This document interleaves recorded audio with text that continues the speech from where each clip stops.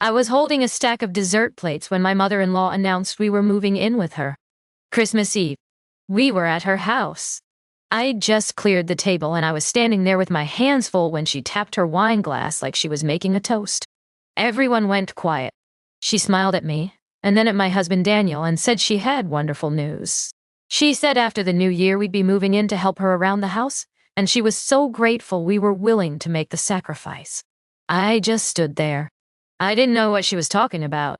The plates felt heavy. I looked at Daniel. He wasn't looking at me. He was looking down at his napkin, and he kind of nodded. That's when something in my stomach dropped. I'm Rebecca. I've been married to Daniel for 8 years. We don't have kids. We both work full time. His mom, Linda, lives about 20 minutes away in the house Daniel grew up in. His dad passed 4 years ago, and she's been on her own since then. She's in her mid-60s. She's healthy. She's active. She volunteers twice a week and plays bridge and goes to the gym. This wasn't about her needing help. I put the plates down on the sideboard because my hands were shaking. I said I didn't think we'd talked about that. My voice came out quieter than I meant it to. Linda looked at me like I'd missed something obvious. She said Daniel had mentioned it a few weeks ago, and that she thought it made perfect sense. She said the house was too big for her, and we were paying rent anyway, and it just seemed like the practical thing to do. I looked at Daniel again. He still wasn't looking at me. His sister was sitting across the table, and she had this frozen look on her face like she didn't know where to look. His brother-in-law was suddenly very focused on his phone. I said we hadn't agreed to that. Linda's smile got a little tighter. She said she must have misunderstood then. She said she thought Daniel had worked it all out. She looked at him like she was waiting for him to back her up. He said we talk about it later. Not we haven't decided yet. Not I should have asked you first. Just we'll talk about it later. Like the conversation was the problem, not the decision. I kept trying to rewind the last few weeks in my head, trying to remember if he brought it up, and I'd somehow forgotten. But I couldn't find it. I couldn't find a single conversation where we talked about moving in with his mother. Maybe I was wrong. Maybe he'd mentioned it and I hadn't been paying attention. Maybe this was my fault for not listening. But I didn't think so. I didn't say anything else. I finished clearing the table. I helped load the dishwasher. I smiled when people said Merry Christmas. I got through the rest of the night without making a scene because that's what I do. I smooth things over. I keep the peace. I don't cause problems. But the whole time I felt like I was watching myself from outside my body. We didn't talk in the car. Daniel drove and I sat in the passenger seat and stared out the window, and I kept replaying the moment. The way Linda said it like it was already done. The way Daniel didn't correct her. The way everyone just sat there and waited for me to go along with it. When we got home, I went straight to the bedroom. I didn't slam the door. I just closed it and sat on the edge of the bed. I could hear him moving around in the kitchen, opening the fridge, running the tap. Normal sounds. I kept thinking maybe I'd misunderstood. Maybe he'd mentioned it as a hypothetical and she'd taken it the wrong way. Maybe it was a miscommunication. But I already knew it wasn't. Because this wasn't the first time. 2 years ago he told his mom we'd host Thanksgiving before asking me. Last year he told her we'd help pay for new gutters on her house, and I only found out when she thanked me for it. 6 months ago, he mentioned to her that I was thinking about going back to school, and she spent an entire dinner telling me why it was a bad idea before I'd even decided if I wanted to apply. He talks to her first. He gets her take. And then he tells me after it's already been shaped by whatever she said. I used to think it was just because they were close. I used to think it was sweet that he valued her opinion. But somewhere along the way it turned into something else. It turned into her having more say in our decisions than I did. And I let it happen. I let it happen because I didn't want to be the wife who made him choose. I didn't want to be difficult. I didn't want to start fights about his mother when he'd already lost his father, and she was alone now, and he was just trying to be a good son. But sitting there on the bed, staring at the wall, I realized I'd been telling myself that story for a long time. And it wasn't protecting the marriage. It was eroding it. Daniel came into the bedroom about 20 minutes later. He sat down next to me. He said his mom had texted and she felt bad about the misunderstanding. He said she didn't mean to put me on the spot. I asked if he'd told her we were moving in. He hesitated. Then he said he'd floated the idea. He said she'd been talking about how lonely the house felt and how expensive things were getting for both of us, and he'd just mentioned that maybe it could work. He said he didn't think she'd take it as a done deal. I asked when he floated the idea. He said a couple weeks ago. I asked why he didn't mention it to me. He said he didn't think it would go anywhere. He said he was just talking. I said it went somewhere. It went all the way to a Christmas Eve announcement in front of his entire family. He got quiet. Then he said I was making it a bigger deal than it needed to be. He said we could just tell her it wasn't going to work out and that would be the end of it. I said that's not the point. He asked what the point was then. I said the point was that he made a decision about our life without me. He made a plan with his mother and left me out of it. And when she announced it like it was settled, he didn't correct her. He just sat there and let me be the one to push back. He said he didn't want to embarrass her in front of everyone. I said, what about embarrassing me? He didn't have an answer for that. I told him I needed him to leave the room for a while. Not the house. Just the room. I needed space. He looked like he wanted to argue, but he didn't. He just got up and left and closed the door behind him. I sat there for a long time. I didn't cry. I just felt very still. Very clear. I pulled out my phone and I went back through old texts. I found the ones from Linda thanking me for things I didn't know we'd agreed to. I didn't know what I was going to do with them yet. I just needed to see it written down. I needed to know I wasn't imagining the pattern. Because part of me still wanted to believe I was overreacting. I didn't sleep much that night. Daniel stayed on the couch. I lay in bed and stared at the ceiling and kept thinking about the look on Linda's face when she made the announcement. She wasn't nervous. She wasn't asking. She was telling. And she expected me to smile and nod and say, thank you for the opportunity. The next morning was Christmas. We were supposed to go back to his parents' house for brunch. I told Daniel I wasn't going. He said that would make things worse. I said things were already worse. He asked what I wanted him to tell them. I said, tell them the truth. Tell them I'm not moving in and we're not discussing it further. He said I was being stubborn. He said it was Christmas and I was going to ruin it by holding a grudge. I said I wasn't holding a grudge. I was setting a boundary. And if that ruined Christmas, then maybe the problem wasn't me. He left without me. I spent Christmas morning alone in the apartment. I made coffee. I sat on the couch in my pajamas. I didn't turn on music. I didn't open the gifts under the tree. I just sat there and tried to figure out what I was actually upset about. It wasn't just the move. It was the assumption. The assumption that I'd go along with it because I always went along with things. The assumption that if he framed it right or waited until the right moment, I'd cave. And the worst part was he wasn't wrong. I had caved. Over and over. Small things and medium things and things that shouldn't have been decided without me. I'd let it slide because I didn't want to be the problem. I didn't want to be the wife who complained about his mom or made everything difficult. But I wasn't making it difficult. He was. He just wasn't calling it that. Daniel came home around 2. He looked tired. He said his mom was upset. He said she thought I was mad at her. I said I wasn't mad at her. I said I was mad at him. He sat down across from me. He said we needed to figure this out. I said there's nothing to figure out. We're not moving in with your mother. End of conversation. He said it wasn't that simple. He said she was counting on it now. She'd already started talking about which room we'd take and how we'd split expenses. I said that's not my problem. I said he created that situation and he could uncreate it. He asked why I was being so cold. He said I was acting like he'd betrayed me. I said he had. He said that was dramatic. I said it wasn't. We went in circles like that for a while. He kept trying to reframe it as a misunderstanding or a miscommunication. I kept bringing it back to the fact that he'd discussed our living situation with his mother and made promises without consulting me. Finally, he said, fine. He'd tell her it wasn't happening. But he said I needed to understand that this was going to hurt her feelings and damage our relationship with her. He said I was putting him in an impossible position. I said he put himself there. He didn't have a response to that either. He just got up and went into the bedroom and closed the door. I pulled out my phone. I wanted to text someone. I wanted to talk to someone who wasn't Daniel. I didn't know who to tell. Most of our friends were couple friends, and I didn't want to drag anyone into it.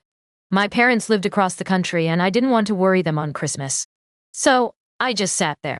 Around 5, his sister called. Her name's Amy. She's 3 years younger than Daniel. We've always gotten along, but we're not close. She said she wanted to check on me. She said the brunch had been awkward and she could tell something was really wrong. I told her what happened. Not everything. Just the basics. The announcement. The fact that Daniel had already discussed it with Linda. The way he didn't correct her. Amy was quiet for a second. Then she said she wasn't surprised. She said Daniel had always done that. Even when they were kids. He'd go to their mom first with everything. He'd get her approval and then present it to everyone else like it was already decided. She said it drove their dad crazy. I asked if she thought Linda pushed him into it. Amy said she didn't think it was that simple. She said Linda liked being consulted. She liked being the person Daniel turned to. But she said Daniel also liked having her back up before he had to deal with conflict. She said it was a thing they both did and it worked for them, but it didn't work for anyone else around them. I asked if she thought I was overreacting. She said no. She said if her husband had done that to her, she'd have lost it.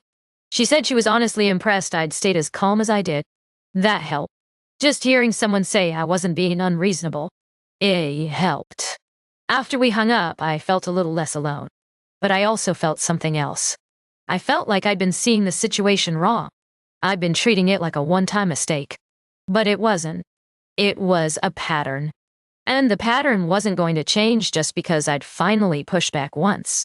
The week between Christmas and New Year was tense. Daniel told Linda the move wasn't happening. I don't know exactly what he said, but I know it didn't go well because he was in a bad mood for days afterward. He said she cried. He said she felt blindsided. He said she'd been looking forward to it and now she felt rejected. I didn't respond to that. I just let him say it. Linda texted me a few days later. She said she hoped there were no hard feelings. She said she must have misunderstood what Daniel had told her. She said she never would have brought it up at dinner if she'd known it wasn't settled. I read the text 3 times. I didn't respond right away. I wanted to believe her. I wanted to think it really had been a misunderstanding. But it didn't feel like one. Because if she'd really misunderstood, why didn't she ask me about it privately first? Why announce it in front of everyone? Why phrase it like a done deal instead of a possibility? I finally texted back and said it was fine. I said we'd just keep things the way they were. She sent back a heart emoji and said she was glad we were okay. We weren't okay, but I didn't know how to say that without starting another fight. Daniel and I barely talked that week. We were polite. We moved around each other carefully. He slept on the couch a couple more nights. Not because I asked him to. Just because the distance felt easier than trying to act normal. On New Year's Eve, we were supposed to go to a party with friends. I didn't want to go. Daniel said we should. He said it would be good to get out of the apartment and stop thinking about everything for a few hours.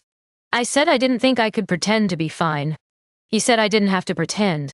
He said we could just go and be there and not talk about it. So we went. It was fine at first. People were drinking and laughing and playing games, and I tried to just blend in. But about an hour in, one of Daniel's friends asked how the holidays were. Daniel said they were good. He didn't mention anything. He just smiled and said the usual stuff about family and food and too much pot. I felt something crack open in my chest. He was doing it again. He was smoothing it over. He was acting like nothing had happened because that's what he did. He avoided the uncomfortable thing and waited for it to fade. And I realized that's what he thought was going to happen with this. He thought if we just didn't talk about it for long enough, it would stop mattering. He thought I'd let it go the way I'd let everything else go. I excused myself and went to the bathroom. I locked the door and sat on the edge of the tub and tried to breathe. I felt like I was suffocating. Not because of the party, because I could see the future. I could see us 5 years from now, 10 years from now, still doing this, still letting him make decisions with his mother, and then acting surprised when I had a problem with. I couldn't do it. I stayed in the bathroom for probably 15 minutes. When I came out, Daniel was waiting in the hallway. He asked if I was okay. I said I wanted to leave. He said we just got there. I said I didn't care. I needed to go. We left. In the car, he asked what was wrong. I said everything. I said I couldn't keep pretending this was fine. I said the move-in thing wasn't the problem. It was just the biggest example of the problem. The problem was that he didn't see me as an equal partner in our marriage. He saw me as someone he needed to manage. Someone he needed to get on board after he had already decided what we were doing. He said that wasn't true. He said he valued my opinion.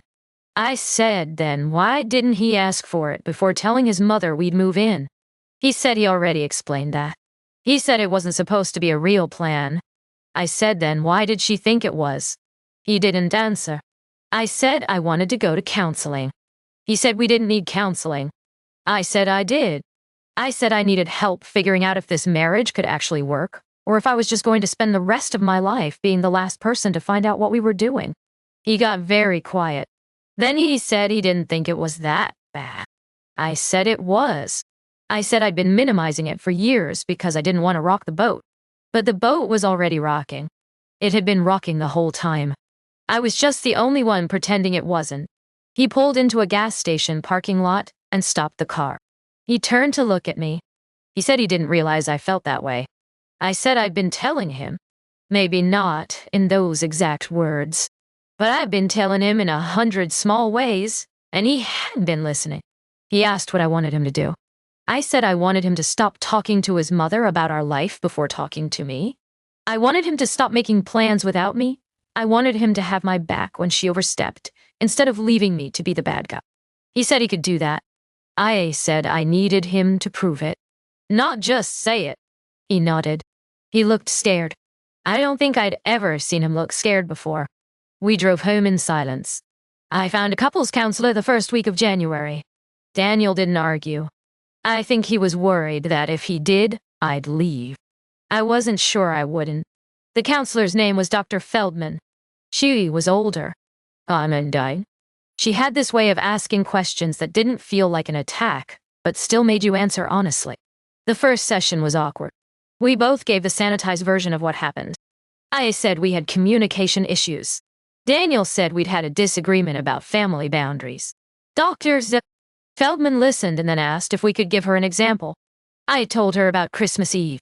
Daniel winced. But he didn't interrupt. He let me explain the whole thing. The announcement. His silence. The texts from Linda afterward. Dr. Feldman asked Daniel why he didn't correct his mother at the table. He said he didn't want to embarrass her. Dr. Feldman asked who he thought would be more embarrassed. His mother for being corrected, or his wife for being publicly committed to something she hadn't agreed to. He didn't have an answer. She asked if this was a pattern. I said yes. Daniel said he didn't think it was that consistent. Dr. Feldman asked him to name a major decision we'd made in the last year that he'd discussed with me before discussing with his mother. He thought for a long time. Then he admitted he couldn't. That session ended with homework. We were both supposed to write down 3 decisions we'd made as a couple and walk through who'd been consulted and in what order. We were supposed to be honest. I did mine that night. Daniel waited until the morning of our next session. When we came back the following week, Dr. Feldman asked Daniel to share first. He'd written down 3 things. Buying a new car, choosing a vacation destination, deciding whether to get a dog. For the car, he'd talked to his mom about what kind to get before mentioning it to me. For the vacation, he'd asked his mom's opinion on whether we should go to the mountains or the beach. For the dog, he'd told his mom we were thinking about it, and she'd said it was a bad idea, so he dropped it without ever bringing it up with me. Dr. Feldman asked if he saw the pattern. He said he guessed he did, but he didn't think it was intentional. She said intention didn't erase impact. Then she asked me to share mine. I'd written down the Thanksgiving hosting, the gutter payment, and the time last spring when Daniel had committed us to helping Linda move furniture without asking if I was free that weekend. Dr. Feldman asked how those decisions had made me feel. I said invisible. I said it felt like I was a supporting character in my own marriage. Daniel looked at the floor. He said he didn't mean to make me feel that way. Dr. Feldman said that was good, but she asked what he was going to do differently. He didn't know. She gave us another assignment. For the next 2 weeks, anytime either of us wanted to make a plan that involved both of us, we had to say it out loud to each other before saying it to anyone else. Even small things. Even tentative things. She said it wasn't about asking permission. It was about practicing inclusion. It was harder than it sounds. The first few days, Daniel slipped up constantly. He'd mention something to Linda and then catch himself and apologize. I'd feel the irritation spike and then have to remind myself he was trying. But, slowly, it started to shift. He started saying things like, I'm thinking about telling my mom we'll come over Sunday. Is that okay with you? Or Linda asked if we wanted to go to dinner Friday. Do you want to go? Or should I say we're busy? Small things. But they mattered. And I started noticing how often I just went along with things without saying what I actually want. I'd say sure or that's fine or whatever you think. Dr. Feldman called me out on that. She said I couldn't expect Daniel to include me if I didn't practice having opinions. That stung. But it was true. I'd spent so long trying not to be difficult that I'd stopped having preferences. Or I had them, but I kept them quiet because it felt easier than negotiate. By the third session, Dr. Feldman said we were making progress. But she also said the real test would come the next time Linda pushed a boundary. She said it was easy to practice when things were calm. It was harder when there was pressure. She was right. The test came about a week later. Daniel slipped. He told Linda we'd help her with something before checking with me first. It was small, just moving some boxes from her garage. But when he told me about it, I felt the anger come back. I didn't yell. I just said, "You did it again." He froze. Then he said he wasn't thinking. I said, "That's the problem. You don't think. You just do what she asks, and then tell me after." He called her back right then. He said he'd made a mistake and we actually couldn't help that weekend. Linda sounded confused. She asked why not. He said because he hadn't checked with me first, and he was trying to do better about that. There was a long silence on the other end. Then she said okay. She said she'd figure something else out. After he hung up, he looked at me. He said that was hard. I said I know. But I said thank you. That moment mattered more than all the therapy homework. Because he'd actually done it. He'd corrected himself in real time instead of waiting for me to be the bad guy. We kept going to counseling through the spring. The patterns didn't disappear, but we got better at catching them. Daniel started checking in with me before committing us to things. It became more automatic. And when Linda asked for something, he didn't panic. He just said he'd talk to me, and then he actually did. Linda adjusted too. Slowly. She stopped going through Daniel for everything. She started asking me directly about things. It wasn't perfect. There were still moments where I could tell she resented the shift. But she didn't fight it the way I thought she would. In March, she tested it again. She called Daniel and said she was thinking about selling the house. She said it was too much for her to keep up with. She said she wanted to downsize, but she didn't know where to start, and could we come help her look at condos. Daniel said he'd talk to me and get back to her. Linda said she really needed help soon. She said she was overwhelmed. Daniel said he understood, but he still needed to talk to me first. She got quiet. Then she said she didn't realize she needed permission to ask her son for help. Daniel said that's not what this is. He said he'd call her back.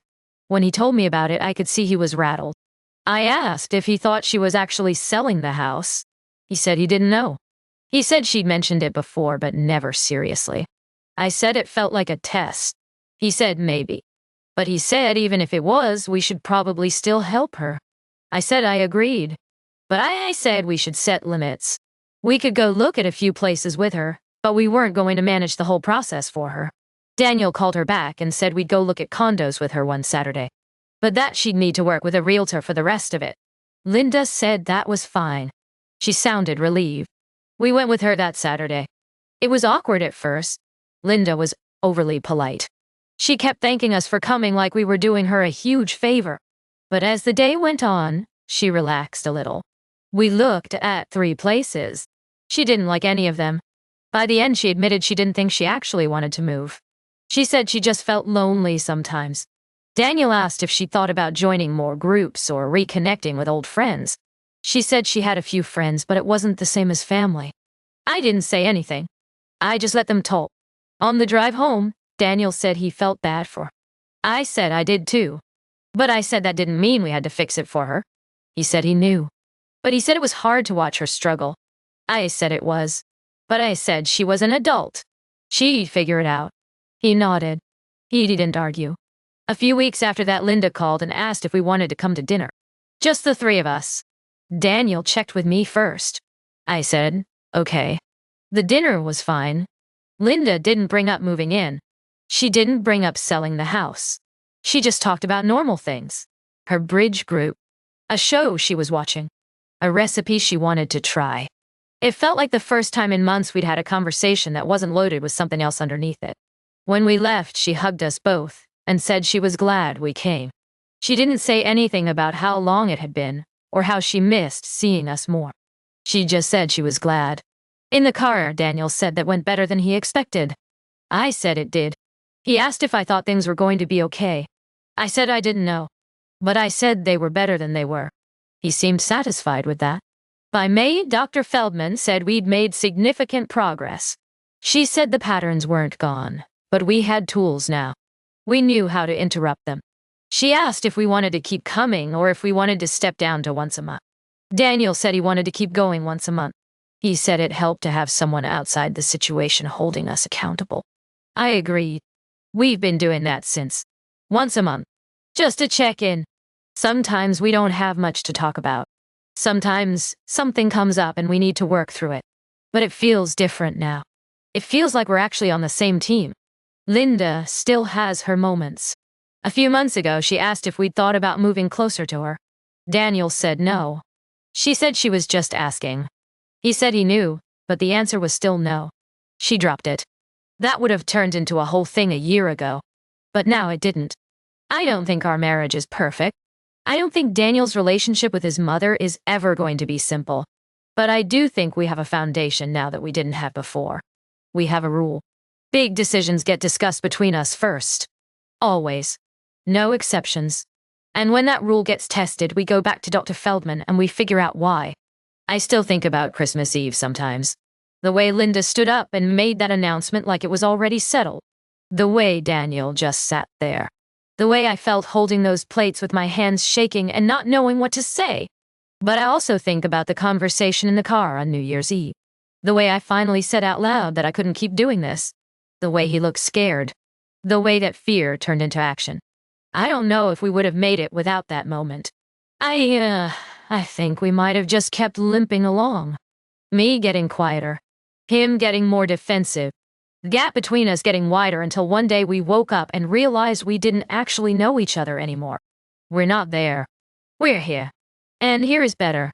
Not perfect, but better. If you've ever felt like the last person to know what's happening in your own life, I get it.